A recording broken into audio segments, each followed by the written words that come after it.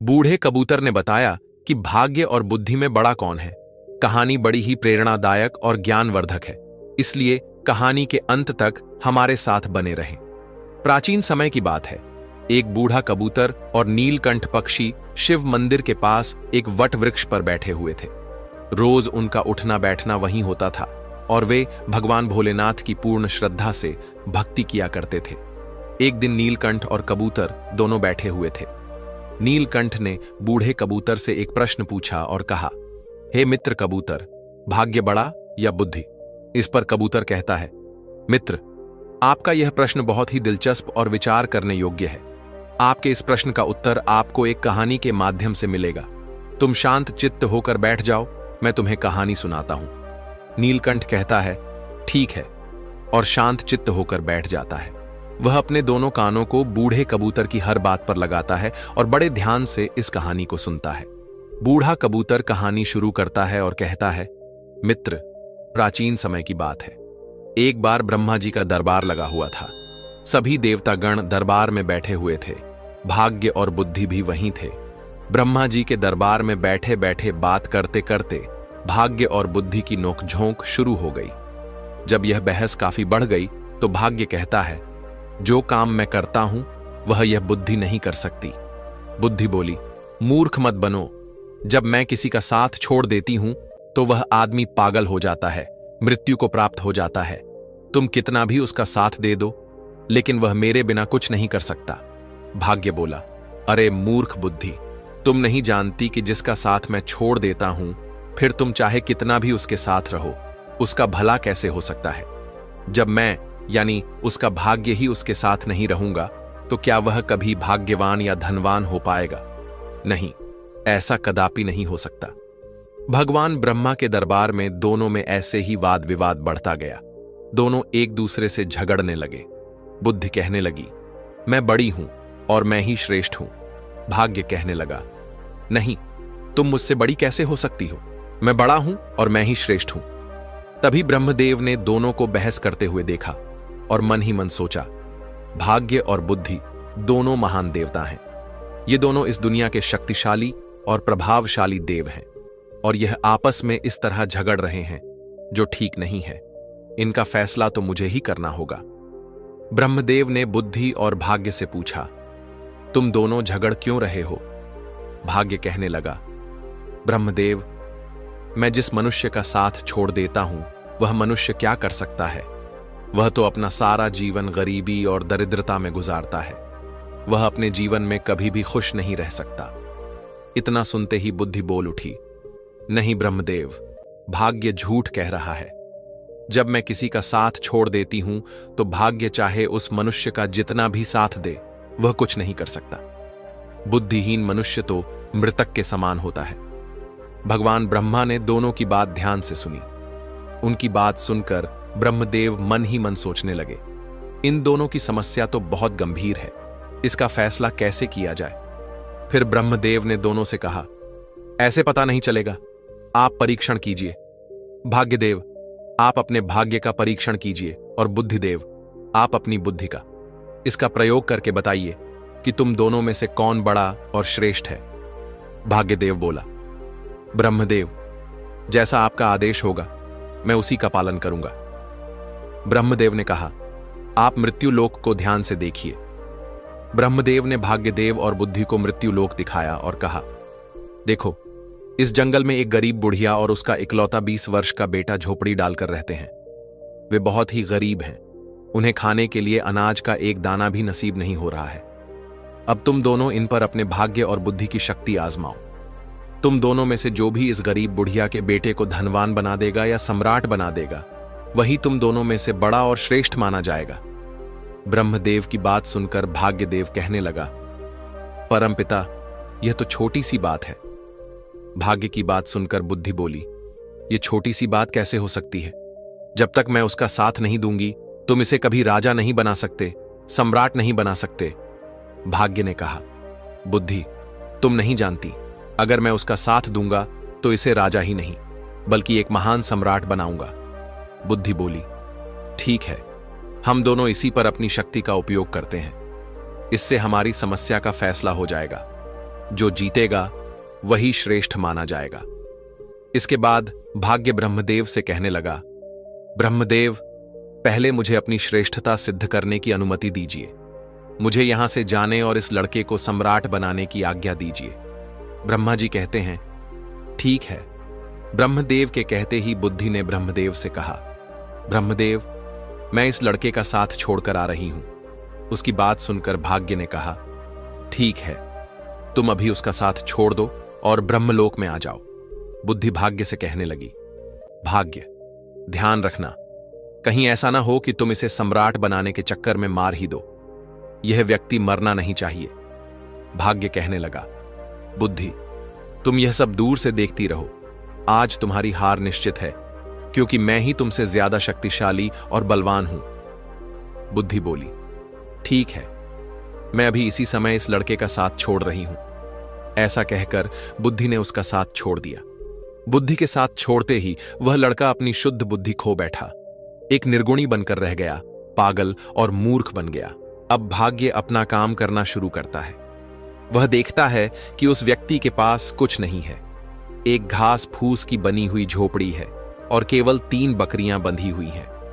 लड़का उन बकरियों के खाने के लिए पेड़ पौधों की पत्तियां काटकर लाता है और उन्हें चराता है। वह पूरा दिन इसी में गुजार देता है। उसकी स्थिति देखकर भाग्य सोचता है, ना इसके पास पहनने के लिए अच्छे वस्त्र हैं, ना ही पैरों में पहनने के लिए जूते। अब मैं इसका साथ दे रहा हूं और इसे राजा बनाकर रहूंगा। भाग्य ने पासा पलटा। जिस रास्ते से वह चरवाहा निकल रहा था, उसी रास्ते में भाग्य ने एक सुंदर सोने के जूतों की जोड़ी रख दी।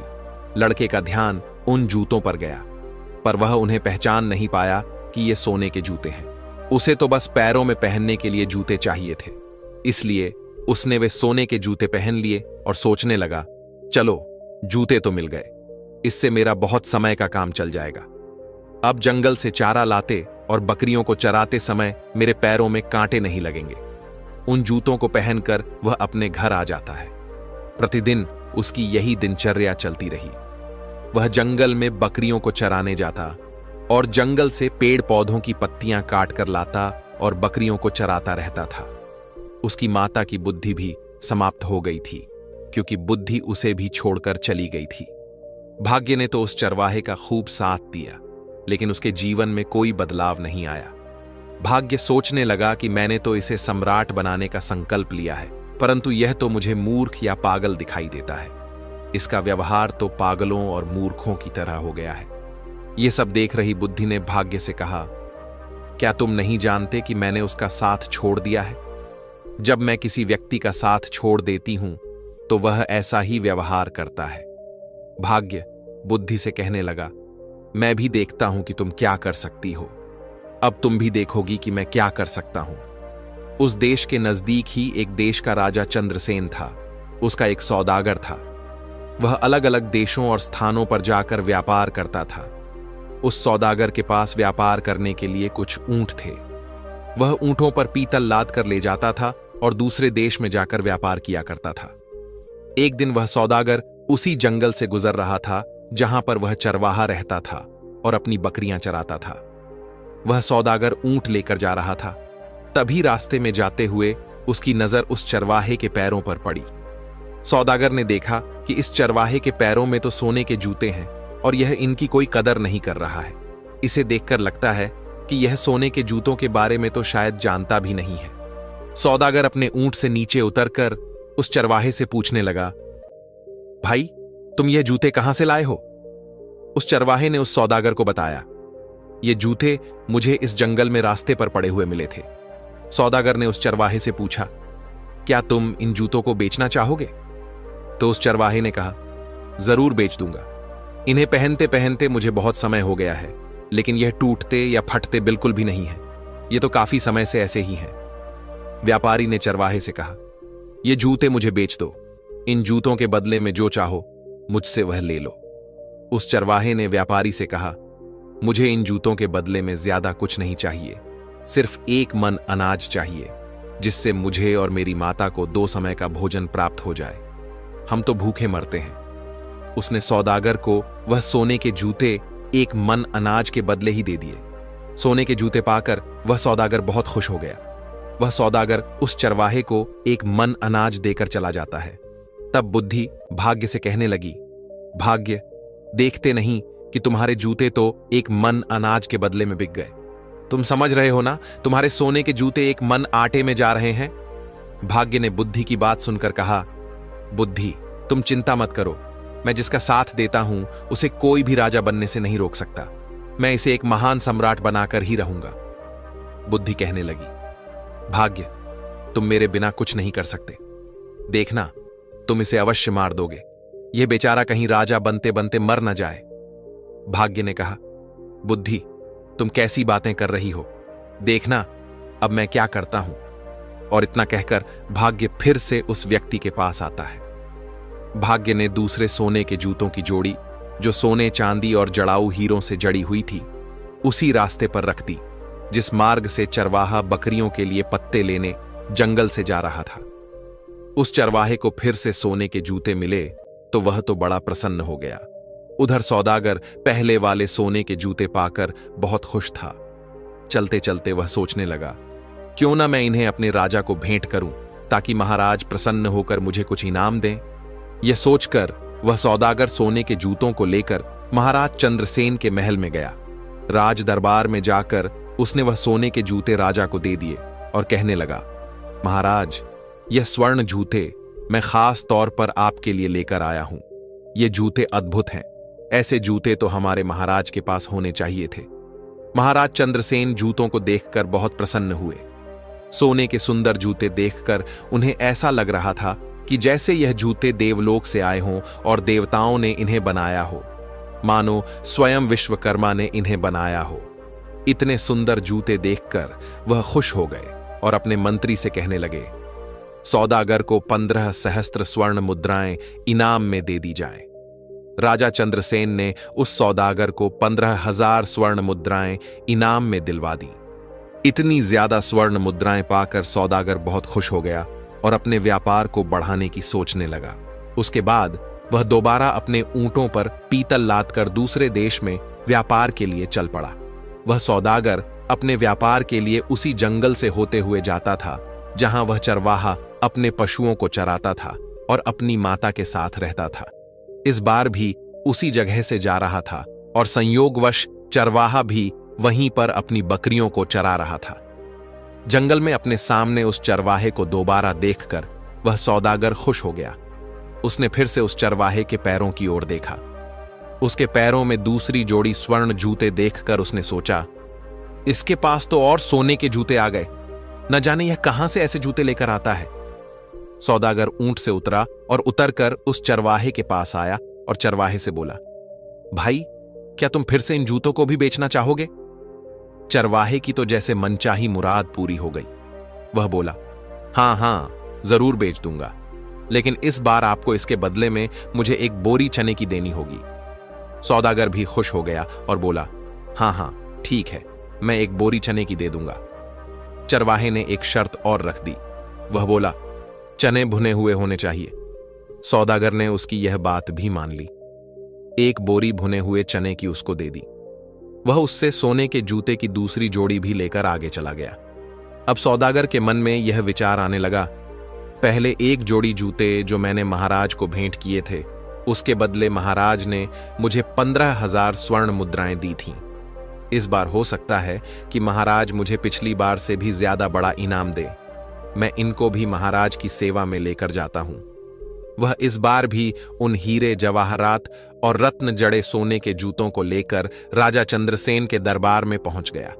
सौदागर राजा से बोला, महाराज, मैं आपके लिए हर बार कोई ना कोई विचित्र वस्तु लाता रहता हूं। हे राजन, आप इन्हें स्वीकार कीजिए।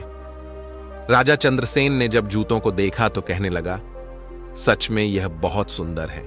ये सोने के जूते हैं और पिछली बार दिए गए सोने के जूतों से भी ज्यादा सुंदर हैं। सौदागर, मुझे तुम यह बताओ कि तुम ये जूते लाते कहां से हो? तुम्हें ये जूते कौन देता है? अब सौदागर क्या बोलता? जब सौदागर को कुछ समझ नहीं आया कि राजा को क्या जवाब दे, तो कुछ सोच विचार कर उसने झूठ बोलना ही ठीक समझा और बोला, महाराज, दक्षिणी देश में एक सम्राट है। सम्राट के यहां मैं अपने पीतल का व्यापार करने जाता हूं, तो वह इनाम में ऐसे जूते दे देते हैं। उन्होंने 2 बार मुझे सोने के जूते दिए, तो मैंने दोनों बार वह आपकी सेवा में अर्पित कर दिए। यह सुनकर राजा सौदागर से बोला, सौदागर, क्या उस राजा का कोई पुत्र है? सौदागर ने फिर झूठ बोल दिया। उसने कहा, नहीं महाराज, अभी तो वह सम्राट खुद ही कुंवारा है, उनका विवाह नहीं हुआ है। यह सुनकर राजा चंद्रसेन बोले, ठीक है सौदागर, हमारी पुत्री बहुत सुंदर है। तुम अपने उस सम्राट से जाकर मिलो और उनसे पूछो कि हम अपनी पुत्री का विवाह उससे करना चाहते हैं, क्या उन्हें मंजूर है? राजा की बात सुनकर सौदागर सोचने लगा, अब तो मैं फंस गया। मैं तो ये जूते किसी राजा से नहीं लाता, बल्कि एक चरवाहे से लेकर आता हूं। लेकिन अब तो मैं झूठ बोल चुका हूं, अब मेरा क्या होगा? मैं तो अपने ही बोले हुए झूठ में फंस चुका हूं। राजा ने सौदागर को आदेश दिया, सौदागर, उस राजा के पास जाओ और किसी भी तरह उन्हें तैयार करके आओ कि वह हमारी पुत्री से विवाह करें। अब तो सौदागर और चिंता में पड़ गया। वह राज दरबार से वापस आ गया। अपने घर जाकर उसने दोबारा अपने ऊंटों पर पीतल लादा और व्यापार करने चल पड़ा। जब वह दोबारा जंगल में पहुंचा तो सोचने लगा, अगर मुझे यहां वह चरवाहा नहीं मिलता तो मुझे सोने के जूते नहीं मिलते और वे जूते मैं राजा को नहीं देता। आखिरकार झूठ बोलकर मैं राजा के क्रोध का शिकार नहीं बनता। इस चरवाहे ने मुझे भी राजा के क्रोध का शिकार बना दिया। यदि चरवाहा मुझे ना मिलता तो मैं इस धर्म संकट में नहीं फंसता। इस चरवाहे ने तो मुझे बुरी तरह फंसा दिया है। सोचते सोचते वह सौदागर उस चरवाहे की झोपड़ी पर जा पहुंचा। चरवाहा अपनी झोपड़ी पर सौदागर को आया देखकर बहुत खुश हो गया, क्योंकि वही सौदागर उसके खाने पीने की व्यवस्था करता था।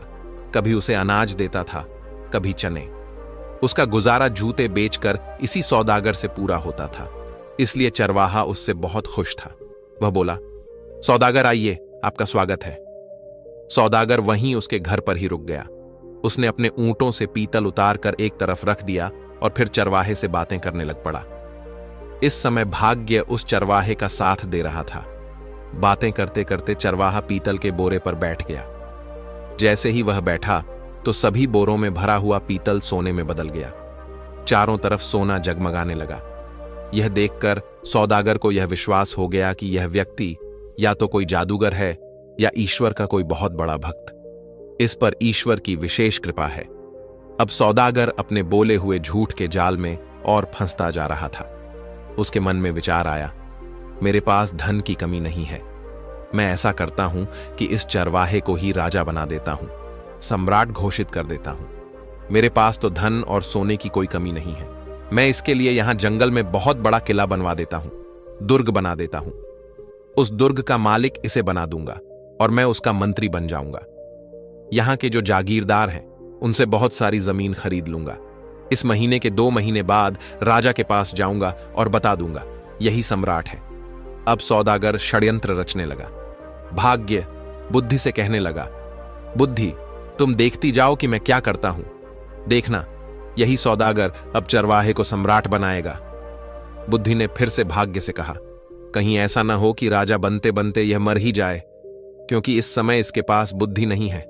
जब यह बात भाग्य ने सुनी तो बोला, बुद्धि, तुम इतना घमंड मत करो, तुम अपना ज्यादा दिमाग मत लगाओ, यह सम्राट अवश्य बनेगा। दूसरी ओर सौदागर चरवाहे से कहने लगा, चरवाहे, मैं तुम्हें यहां का सम्राट बना देता हूं और तुम्हारे रहने के लिए एक बड़ा महल भी बनवाऊंगा। सौदागर में बुद्धि थी, क्योंकि उसका साथ बुद्धि दे रही थी, लेकिन बुद्धि ने चरवाहे और उसकी माता का साथ छोड़ दिया था। चरवाहा सौदागर से बोला, भाई ठीक है, तुम्हें जो ठीक लगे वह करो, लेकिन एक बात है, मेरी इन बकरियों को मत छोड़ना। मैं इन बकरियों को हमेशा अपने पास ही रखूंगा। चरवाहे में बुद्धि तो थी नहीं। उसकी बात सुनकर सौदागर सोचने लगा, यह व्यक्ति कितना बड़ा मूर्ख है। मैं इसे राजा बना रहा हूं और इसे बकरियों की पड़ी है। यह कैसी बातें कर रहा है। फिर भी सौदागर बोला, ठीक है। सौदागर को मन ही मन राजा का डर सता रहा था। राजा ने उसे कहा था कि तुम्हें उस सम्राट से पूछ कर आना है और मेरी लड़की का विवाह उसके साथ करवाना है। इसलिए उस चरवाहे को सम्राट बनाने के चक्कर में सौदागर ने चरवाहे की बात पर ध्यान नहीं दिया। उसने किले की नींव डलवा दी और निर्माण शुरू करवा दिया। जल्दी ही उसने एक बहुत बड़ा, सुंदर और शानदार महल चरवाहे के लिए तैयार करवा दिया। सौदागर ने आसपास के सभी जागीरदारों से जमीन खरीद ली और चरवाहे के लिए एक सेना भी बनानी शुरू कर दी। नौकर चाकर, दास दासियां रखीं। ये सब देखकर वह बुद्धिहीन चरवाहा मन ही मन सोचने लगा, ना जाने यह सौदागर कहां से आ गया। इसने तो हमारी जिंदगी खराब कर दी। अब तो मुझे अपनी बकरियों को चराने के लिए भी समय नहीं मिलता है। यह हमेशा बातें करने में लगा रहता है। चरवाहे का तो अब भी वही हाल था। वह बकरियों को जंगल में ले जाता और चराकर वापस लाता। सौदागर ने उसके लिए राजसी वस्त्र सिलवाए, उसके शीश पर मुकुट रखा, लेकिन चरवाहे ने अपना स्वभाव नहीं बदला। वह सौदागर से कहने लगा, तुम्हें जो भी ठीक लगे वह करो, परंतु मेरी बकरियां कहीं नहीं जानी चाहिए। अगर मेरी बकरियां चली गईं तो मैं तुम्हें जीवित नहीं छोड़ूंगा। तुमने इतनी भीड़ इकट्ठा कर ली है, हमारा जीवन खराब कर दिया है। सौदागर कहने लगा, अरे चरवाहे, मैंने तो तुम्हें राजा बना दिया है, मैं तुम्हारा मंत्री बनूंगा। लेकिन उस चरवाहे की समझ में यह सब कुछ नहीं आ रहा था। दोस्तों, अब भाग्य बुद्धि से कहने लगा, बुद्धि देखो, मैंने इस चरवाहे को राजा बना दिया है। अब यह एक किले का मालिक बन चुका है। बुद्धि कहने लगी, अरे भाग्य, तुम क्यों झूठ बोल रहे हो? यहां बैठे हुए समस्त देवता इस बात का फैसला करेंगे कि तुमने इसे राजा बना दिया या नहीं, या यह अब भी वही चरवाहा है। दोस्तों, अब ब्रह्मदेव कहने लगे कि भाग्य, इस चरवाहे में तो अभी तक कोई परिवर्तन नहीं हुआ है। यह तो अब भी वही चरवाहा है। अभी तुम जीते नहीं हो। अब तो बुद्धि बोलने लगी कि ब्रह्मदेव, ऐसा होगा ही नहीं, क्योंकि जब तक मैं चरवाहे का साथ नहीं दूंगी तब तक चरवाहा राजा तो बनेगा ही नहीं, बल्कि उसके प्राण भी संकट में आ जाएंगे। यह मूर्खता करेगा और मारा जाएगा। परंतु भाग्य बोला, बुद्धि, मैं उसका साथ दूंगा तो तुम कुछ नहीं कर सकोगी। तुम बैठी रहो और तमाशा देखती रहो। भाग्य फिर उस चरवाहे के पास आ जाता है। सौदागर ने क्या किया? उसने जो उस चरवाहे की 3 बकरियां थीं, उन्हें भी किसी बकरियां खरीदने वाले को बेच दिया। जैसे ही उस चरवाहे को अपनी बकरियों के बिकने का पता चला तो वह जोर जोर से चिल्लाने लगा, रोने लगा। जब उसके सैनिकों ने, दरबारियों ने और अन्य लोगों ने देखा कि राजा तो ऐसा कर रहा है, तो उन्हें लगा कि शायद राजा पागल हो गया है। अब सौदागर ने उस चरवाहे को समझाया कि तुम ऐसा क्यों कर रहे हो? तुम ऐसी मूर्खता क्यों कर रहे हो?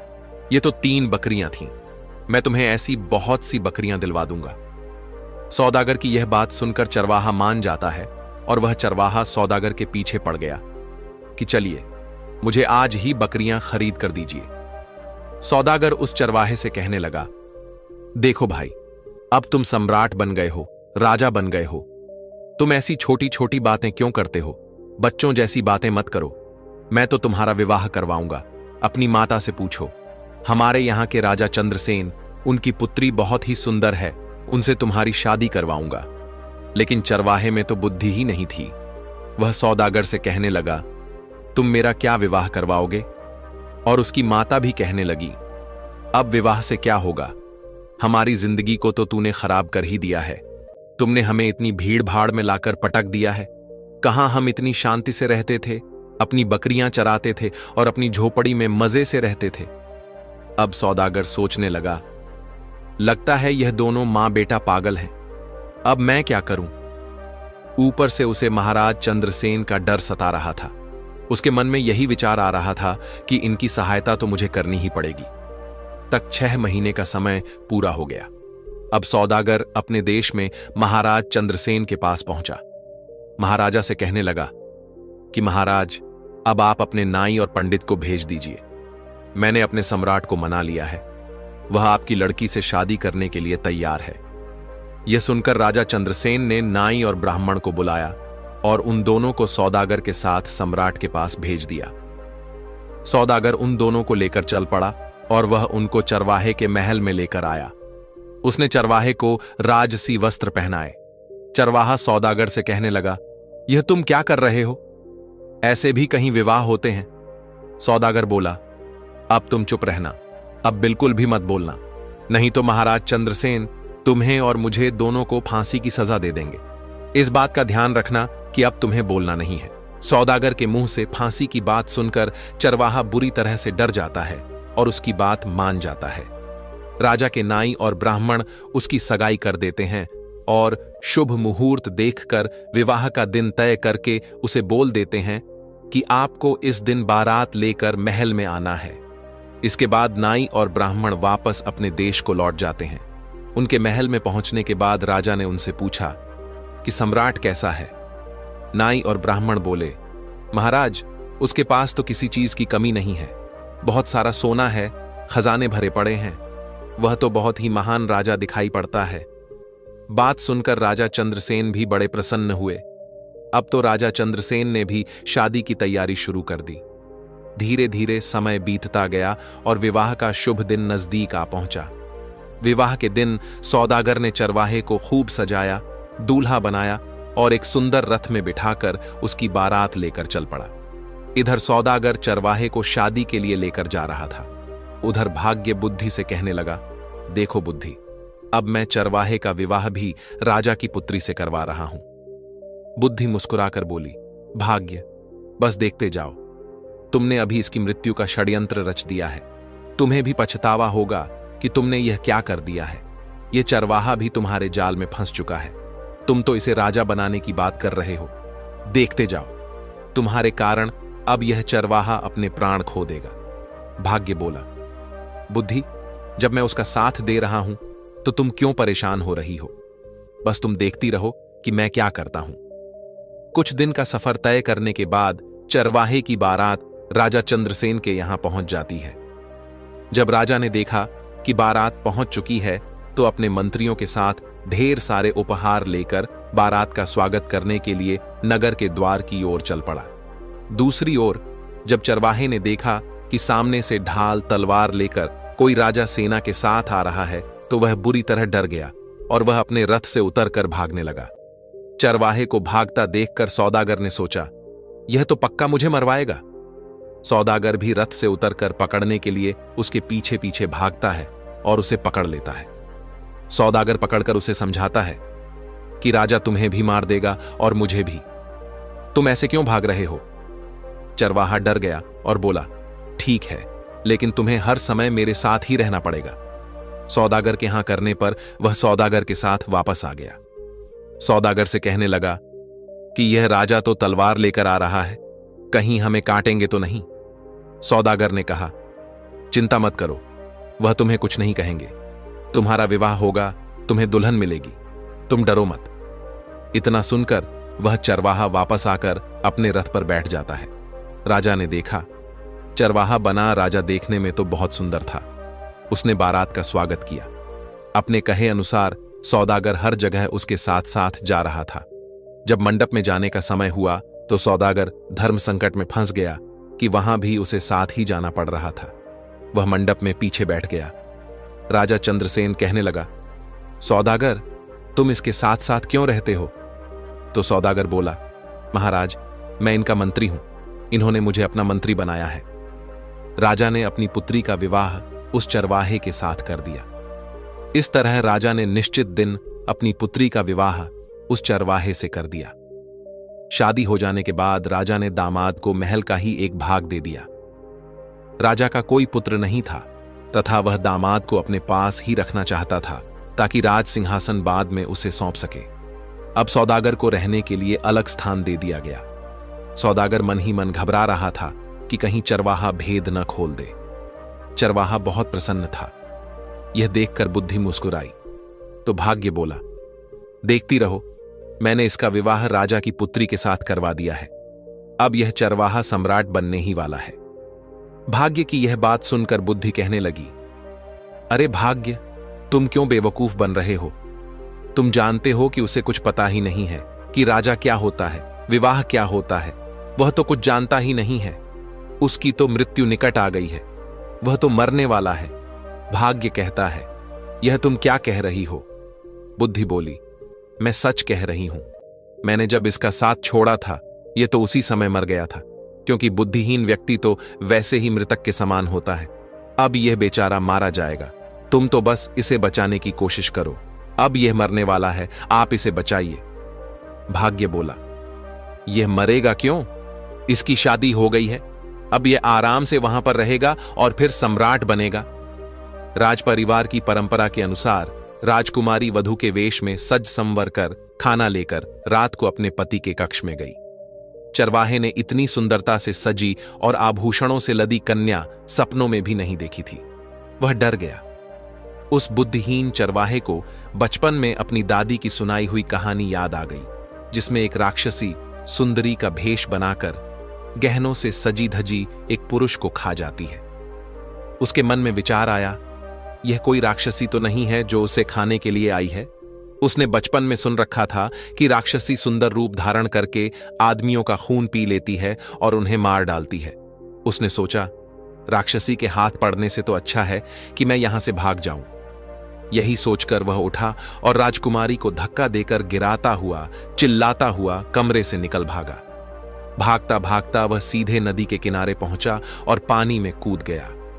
जब उसे पानी में भी अपनी मृत्यु दिखाई दी तो वह पानी से निकला और नदी के एक किनारे पर बैठ गया। राजकुमारी के अपमान की बात सुनकर राजा आगबबूला हो गया। राजा ने अपने सैनिकों को जल्दी से चरवाहे को ढूंढ लाने के लिए भेजा। राजा के सैनिकों ने उसे एक नदी के किनारे पर बैठा देख लिया। वे उसे पकड़कर राजा के पास ले आए। उसे देखकर राजा को क्रोध आ गया। उसने चरवाहे को कठोर दंड देने का निश्चय किया। राजा ने आदेश जारी कर दिया कि अगली सुबह उसे मृत्यु दंड दिया जाएगा। इसे कारागार में डाल दो। यह सब भाग्य अपनी आंखों से देखते हुए अपना माथा ठोक रहे थे और सोच रहे थे, यह तो बिल्कुल मूर्ख निकला। मूर्ख ने मेरी सारी योजना ही चौपट कर दी। तभी बुद्धि मुस्कुराते हुए उनके पास आई। बुद्धि ने भाग्य से कहा, आखिर तुम हार ही गए। देख लिया तुमने, तुम्हारे लाख राजा बनाने से भी वह राजा बन न सका। अब इस आदमी को सजा होने जा रही है। बुद्धि ने भाग्य से कहा, देखा भाग्य, बुद्धि के बिना वह मारा जाने वाला है। बोलो क्या कहते हो? निराश होकर भाग्य बोला, अगर तुम इस आदमी को बचा लो तो मैं हार मान लूंगा। बुद्धि ने हंसकर कहा, तो ठीक है, अब मेरा कमाल देखो। देखो मैं इसे कैसे बचाती हूं। इतना कहकर बुद्धि ने चरवाहे में प्रवेश किया। जैसे ही बुद्धि ने चरवाहे में प्रवेश किया, चरवाहा अपने बचाव की नई नई तरकीबें सोचने लगा। दूसरे दिन जब चरवाहे को मृत्यु दंड के लिए राजा के सामने पेश किया गया तो चरवाहा बोला, महाराज, आप मेरे ससुर हैं। क्या मैं आपसे पूछ सकता हूं कि आप किस अपराध में मुझे मृत्यु दंड देने चले हैं?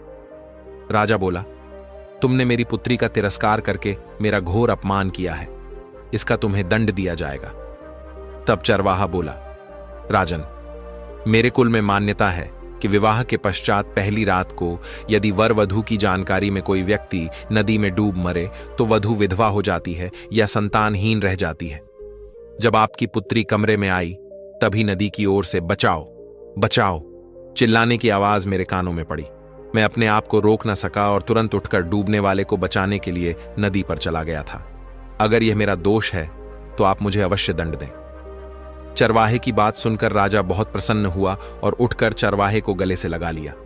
वह बोला, हमारे बाद तुम ही इस देश के राजा बनोगे।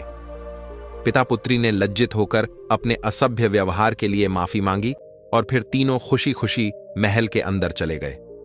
उधर ब्रह्मा के दरबार में बुद्धि और भाग्य का फैसला हो चुका था। समस्त देवता बुद्धि की जय जयकार करने में लगे थे।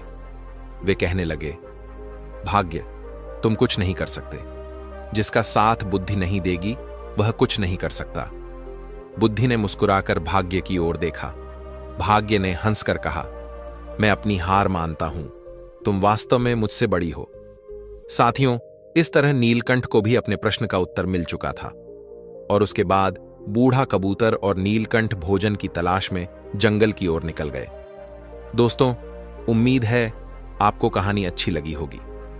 कहानी पसंद आई हो तो वीडियो को लाइक करके चैनल को सब्सक्राइब कर लेना, साथ में बेल आइकन भी दबा देना। मिलता हूं आपको एक और मजेदार कहानी के साथ।